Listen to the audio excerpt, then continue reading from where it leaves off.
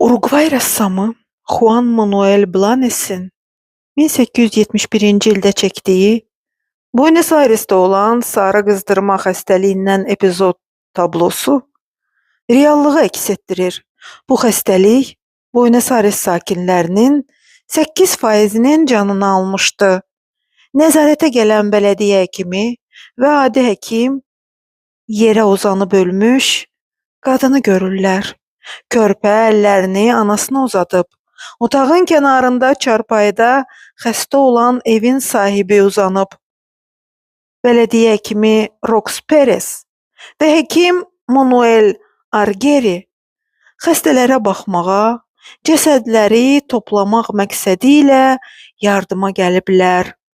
Çox təəssüf ki, bir neçə həftədən sonra bu insanlar xəstəliyə yoluxub vəfat edəcəklər.